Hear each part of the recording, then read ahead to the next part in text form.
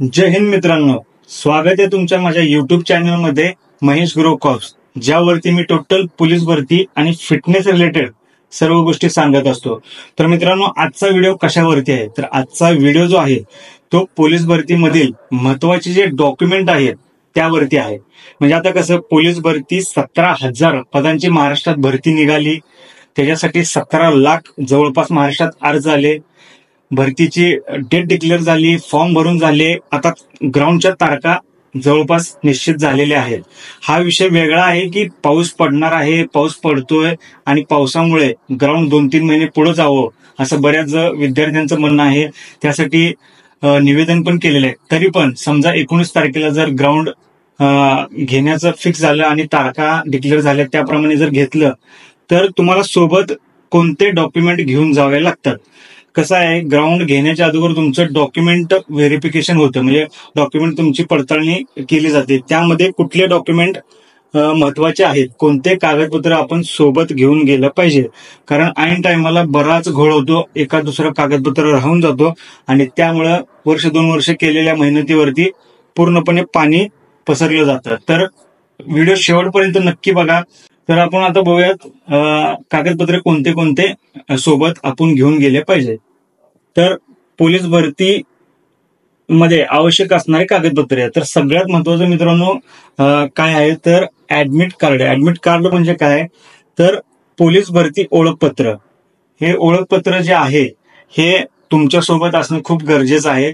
कारण तुम्ही फॉर्म भरल्यानंतर जे तुम्हाला ओळखपत्र येणार आहे ते खूप गरजेचं आहे. त्याच्यासोबत आपल्याला काय करायचंय, त्याच्या 2 प्रती झेरॉक्सच्या घ्यायच्यात, म्हणजे झेरॉक्स काढून ठेवा आणि त्याचे 2 झेरॉक्स. त्याचबरोबर दुसरं जे आहे आवेदनपत्र. आवेदनपत्र म्हणजे काय, ऍप्लिकेशन फॉर्म. म्हणजे जेव्हा तुम्ही जागा सुटल्यानंतर कुठल्या जिल्ह्यासाठी फॉर्म भरलेला आहे ते फॉर्म भरल्यानंतर जे फॉर्म भरलेली तुम्हाला प्रत असते ते प्रत आपल्याला सोबत असणं खूप गरजेचं आहे. त्याचेही 2 तुम्हाला झेरॉक्स सोबत घ्यायचे आहेत. त्याचबरोबर काय आहे तिसरं, आधार कार्ड. आता कसं आहे, आधार कार्ड मुळेच तुम्ही कोणत्या जिल्ह्यात फॉर्म भरलेला आहे आणि किती फॉर्म भरलेले हे समजतं. आणि आधार कार्ड हे कंपल्सरी केलेलं आहे. यामध्ये तडजोड नाहीये. तुमच्याकडे आधार कार्ड नसेल तर तुम्हाला कदाचित बाहेरही काढतील. त्यामुळे आधार कार्ड असणं खूप गरजेचं आहे. आधार कार्ड प्लस पॅन कार्ड असणं गरजेचं आहे. याच्याही तुमच्याकडे 2 प्रती असणं गरजेचं आहे. 2 प्रती कशाच्या तर झेरॉक्सच्या 2 प्रती. आता बरेच जण विचारत असतात की सर 10वी-12वीचं बोर्ड सर्टिफिकेट किंवा मार्कशीट जे आहे ते ओरिजिनल पाहिजे का झेरॉक्स चालतं. तर ओरिजिनल ज्या गोष्टी आहेत लागणाऱ्या त्या म्हणजे 10वी आणि 12वी. 10वी आणि 12वीचं बोर्ड सर्टिफिकेट प्लस मार्कशीट हे ओरिजिनलच लागतं. ओरिजिनल लागतं म्हणजे लागतंच. यामध्ये झेरॉक्स आहे, सत्यप्रत केलेली आहे चालत नाही. त्याच्यासाठी तुम्हाला ओरिजिनल हे तुमच्याजवळ असणं खूप गरजेचं आहे. त्याचबरोबर त्या मार्कशीटचे आणि बोर्ड सर्टिफिकेटचे 2-2 झेरॉक्स असणं गरजेचं आहे.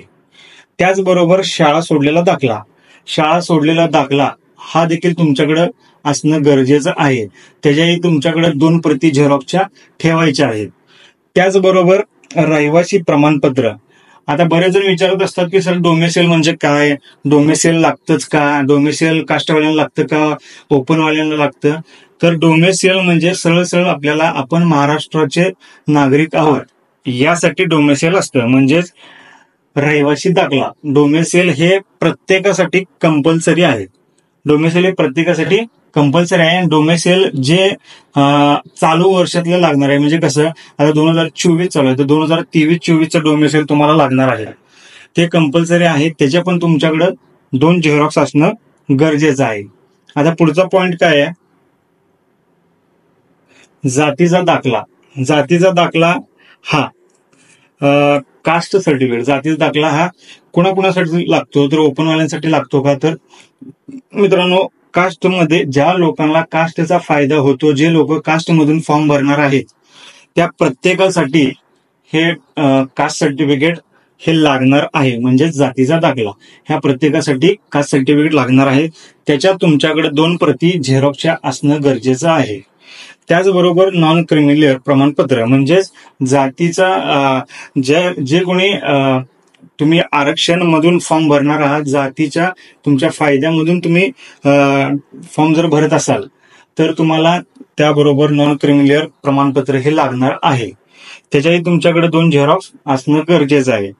त्याचबरोबर बरेच जण विचारतात की EWS प्रमाणपत्र पाहिजे का. तर 8 लाखापेक्षा कमी ज्यांचं उत्पन्न आहे, आता 8 लाखापेक्षा कमी उत्पन्न हे ओपन कॅटेगरीमध्ये असणारे जे कोणी विद्यार्थी आहेत आणि त्यांचं वार्षिक उत्पन्न 8 लाखापेक्षा कमी आहे त्यांच्याकडे EWS प्रमाणपत्र ग्राह्य धरलं जातं, जर तुमच्याकडे त्याचं सर्टिफिकेट असेल तर. आणि त्याच्याही तुमच्याकडे 2 प्रति झेरॉक्सचे असणं गरजेचं आहे. आता बरेच जण विचारतात की सर MSCIT कंपल्सरी आहे का.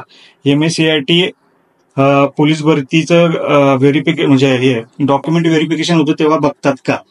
तर मित्रांनो, हा पूर्णपणे ऑप्शनल विषय आहे, कंपल्सरी MSCIT नाही आहे. म्हणजे कसं आहे, MSCIT कंपल्सरी आहे, पण कधी तुम्ही जरी भरतीच्या वेळेस डॉक्युमेंटच्या वेळेस जरी तुमच्याकडे MSCIT असेल तर काही हरकत नाही, चांगलीच गोष्ट आहे.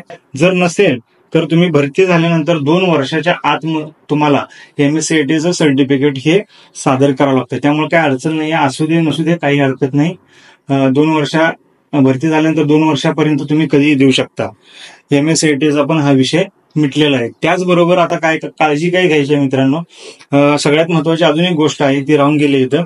तर तुमच्याकडे कमीत कमी आयडेंटिटी साईज जे फोटो आहेत, जे क्लिअर आहेत, एकदम क्लिअर आयडेंटिटी साईज फोटो जे आहेत ते कमीत कमी 8 ते 10 फोटो तुमच्या जवळ ठेवा. त्यातले 6 ते 7 फोटो हे कंपल्सरी लागतात. तर तुमच्यापाशी 10 फोटो असणं गरजेचं आहे. त्याचबरोबर मित्रांनो, जे हे डॉक्युमेंट आहेत, हे डॉक्युमेंटसाठी काय करायचे, आता पावसाळ्याचे दिवस आहेत, ह्याच्यासाठी प्लास्टिकची फाईल मिळते आपल्याला. त्या फाईलमध्ये आपल्याला हे सगळे डॉक्युमेंट व्यवस्थित आपल्याला ठेवायचे आहेत आणि ह्यातला एकही डॉक्युमेंट तुमच्याकडून राहणार नाही याची काळजी घेणं गरजेचं आहे. आता बरेच जणांचे प्रश्न होते की बाबा डॉक्युमेंट कुठले कुठले लागणार, तर हा व्हिडिओ टोटली डॉक्युमेंट वरती होता. भरती कधीही निघू देत, ग्राउंड कधीही निघू देत, पण ही फाईल जे डॉक्युमेंटची आहे ती तुमच्याकडे तयार पाहिजे. म्हणजे समजा 19 तारखेला जर ग्राउंड घेतलं तर ग्राउंडच्या अगोदर डॉक्युमेंट व्हेरिफिकेशन होणार, त्यासाठी हे डॉक्युमेंट तुम्हाला लागणार आहेत. त्यामुळे ह्याची फाईल तुम्ही करून ठेवा, भले भरती 19 तारीख निघू दे, नाहीतर 1-2 महिने पुढे जाऊ दे. तर मित्रांनो, हे होते आवश्यक कागदपत्रांसाठीचा जो आजचा व्हिडिओ आहे. तो जर आवडला असेल तर नक्की लाईक करा आणि तुमच्या मित्रांपर्यंत हा व्हिडिओ नक्की पाठवा, ज्यांना डॉक्युमेंट बद्दल माहिती नाही अजून. नक्की पाठवा आणि तुमच्या काही अडचणी असतील तर कमेंट बॉक्समध्ये सांगायला विसरू नका. जय हिंद.